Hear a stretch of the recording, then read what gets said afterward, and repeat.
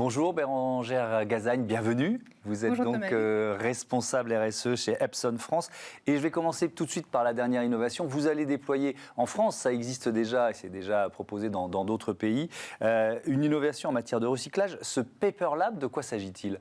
Alors, le Paper Lab, c'est effectivement quelque chose de tout nouveau chez Epson et tout nouveau tout court. C'est une machine qui permet de recycler du papier directement au bureau, donc sur site, à partir des différents documents que vous avez dans une entreprise. Vous mettez le papier usagé dans la machine, qui défibre, qui détruit de façon extrêmement sécurisée tous ces documents-là, et qui, à l'issue du processus de reformation de la fibre, vous produit une feuille de papier que vous pouvez à nouveau utiliser.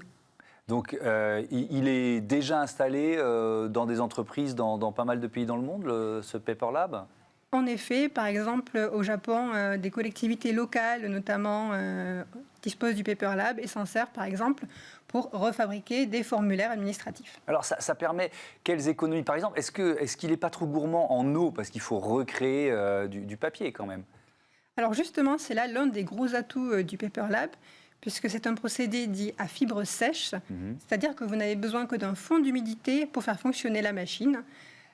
Par exemple, si vous voulez fabriquer une ramette de papier de 500 feuilles avec un procédé classique, que ce soit du papier recyclé ou du papier neuf, en usine, ce sera entre 50 litres à 120 litres. Avec le Paper Lab, on est vraiment loin de tout ça, puisque pour l'équivalent d'une ramette de papier, c'est moins de 2 litres.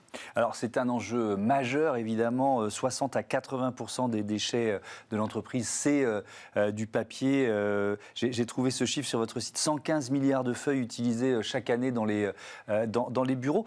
Qui sont les... Alors, vous avez cité des collectivités locales au Japon, mais si on vient sur le marché français, qui sont pour vous les clients potentiels de ce Paper Lab? Est-ce qu'il faut une entreprise de taille quand même importante pour que ce soit rentable d'utiliser une machine comme celle-là? Alors ça devient extrêmement intéressant quand effectivement vous avez de gros volumes de papier, puisque le Paper Lab peut traiter et donc refabriquer jusqu'à 6000 feuilles par jour. Donc on est vraiment sur des gros volumes. Mais c'est un investissement quand même assez important pour une entreprise? Alors, en effet, puisqu'il y a une maintenance qui se fait tous les mois.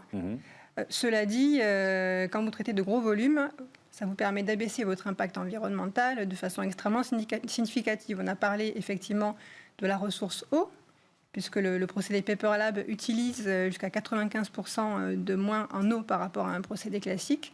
Mais il faut penser à l'ensemble du cycle du papier, puisque le papier que vous recréez avec Paper Lab, c'est du papier que vous ne faites pas venir sur site, qui n'a pas forcément été produit en France d'ailleurs.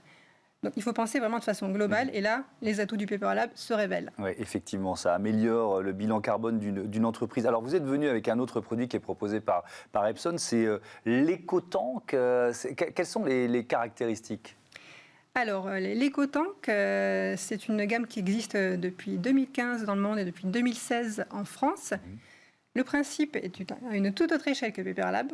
Chez vous ou en PME, en TPE, vous pouvez disposer d'imprimantes à réservoir, c'est-à-dire des imprimantes qui fonctionnent sans cartouche.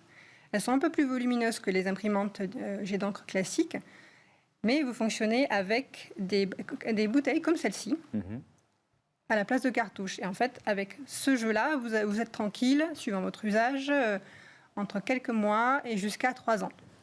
Est-ce que c'est aussi un moyen de fidéliser les clients, d'avoir un produit comme celui-là ? Alors, c'est très engageant, en effet, puisqu'il faut faire la démarche d'avoir une imprimante un petit peu plus volumineuse qui va coûter un peu plus cher à l'achat, mais qui, sur l'ensemble du cycle d'usage, va déjà coûter beaucoup moins cher à l'usage. Ouais. Et aussi, il faut être engagé dans une démarche environnementale, puisqu'on utilise beaucoup moins de consommables qu'avec une imprimante classique. Alors, l'imprimante jet d'encre, ça change quoi? Parce qu'effectivement, ça aussi, c'est une des spécificités d'Epson. Ça change quoi en termes d'économie, en termes d'impact? Alors, la technologie jet d'encre, qu'on parle de jet d'encre pour les particuliers ou pour les professionnels, dispose de nombreux atouts. Elle est déjà très peu énergivore, puisqu'une imprimante jet d'encre va consommer jusqu'à 90% d'énergie en moins qu'une imprimante laser, par exemple. Donc ça, c'est un premier fait économique, et aussi environnemental, bien sûr, par effet de bord. Et également, en termes de consommables, on va être sur des consommables plus légers, plus simples, Et on a également chez Epson développé différents types de consommables pour répondre à des nouveaux usages et aussi pour abaisser l'impact, puisque non seulement je vous parlais d'éco-tanks et de ces bouteilles, mais on va parler également pour l'imprimante professionnelle de poches d'encre grande capacité, par exemple. Qu'est-ce qu'elles deviennent, ces cartouches d'encre après utilisation? Est-ce qu'il y a une filière de recyclage? Oui, effectivement, il y a une filière de recyclage qui est très efficace en France. Et d'ailleurs, il faut savoir qu'une cartouche d'impression sur l'ensemble de sa masse est recyclable directement au niveau matière à 95%, et les 5% restants peuvent être utilisés pour générer de l'énergie. On n'est pas dans l'enfouissement, il n'y a pas de perte. Est-ce qu'il faut un procédé, est-ce qu'il faut être incitatif, notamment vis-à-vis des particuliers pour améliorer le taux de recyclage des cartouches? Est-ce qu'il faut finalement un avantage sous une forme ou sous une autre pour que les particuliers recyclent bien leurs cartouches d'encre? Je crois que les Français ont déjà bien acquis des démarches de tri et de recyclage. Il faut certainement encore insister sur l'enjeu environnemental que représente... oui, mais il faut les renvoyer, ces cartouches. C'est-à-dire qu'on peut pas, on les jette pas dans une poubelle jaune. C'est pas si simple. Vous voyez ce que je veux dire? Je comprends ce que vous voulez dire. Alors c'est pour ça qu'en France, nous avons le principe des éco-organismes. Donc ce sont des instituts agréés par l'État qui pilotent les filières de recyclage. Il y en a bien sûr pour la filière cartouche impression, qui sont très efficaces. Et nous sommes d'ailleurs très investis au sein de ces organismes-là, puisque nous sommes actionnaires et membres du comité de direction de Écologique France, qui est un de ces organismes qui met à disposition des points de regroupement pour les déchets électroniques, dont les cartouches. Oui. Et qui organise les collectes. Mais alors, je repose la question, je suis un peu têtu. Est-ce qu'il faut aller plus loin? C'est-à-dire, est-ce qu'il faut être incitatif? Est-ce qu'il faut un avantage pour le client, finalement? Pour passer un cap, vous voyez ce que je veux dire? Je comprends. L'avantage, en fait, il faut certainement mieux expliquer les avantages de la technologie, notamment jet d'encre, et toujours faire ce lien entre économie et écologie. Les deux ne s'opposent pas, et c'est là que l'avantage va se révéler. Ok. En 2017, Epson s'est engagé en faveur des objectifs de développement durable de l'ONU. Qu'est-ce qui s'est passé depuis? Quel bilan vous faites de cet engagement?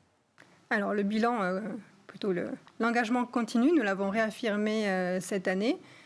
Nous avons la chance, dans le groupe Epson, d'avoir des entités, des filiales extrêmement engagées.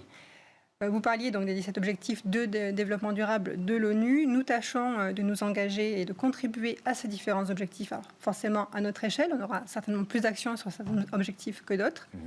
Il reste une feuille de route, ils nous guident. Et ce qui est très important, c'est qu'ils sont intégrés de plus en plus en amont dans la démarche du groupe Epson. C'est-à-dire que dès qu'on va concevoir des nouveaux produits, on va les prendre en compte. Et on va s'assurer que les aspects sociétaux sont bien pris en compte tout au long de la chaîne de vie des produits. Quand vous dites qu'il y a certains leviers sur lesquels on est plus efficace, quel levier par exemple? Par exemple, la consommation responsable. Là encore, comment répondre à un enjeu de consommation responsable?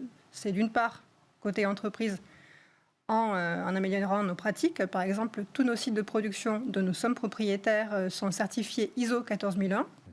Sur le volet environnemental, mais aussi, l'un des enjeux, c'est d'accompagner nos clients vers des démarches et des pratiques plus responsables eux-mêmes, c'est-à-dire en leur proposant des produits et des services qui vont abaisser l'impact environnemental de leurs usages. Vous avez reçu, on va terminer là-dessus, l'an dernier, le label EcoVadis Platinum. Quelle est la part de l'innovation dans l'amélioration du bilan RSE d'une entreprise, d'un géant comme Epson?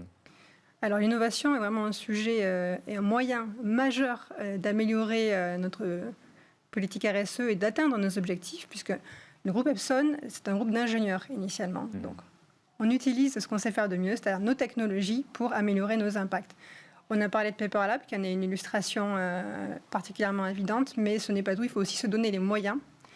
Dans les 10 prochaines années, le groupe Epson va investir l'équivalent de 800 millions d'euros pour développer des technologies plus éco-responsables et aller vers plus d'économie circulaire. Merci beaucoup Bérangère Gazagne, à bientôt sur Bismarck. Tout de suite, on débat sur le mouvement des entreprises à mission.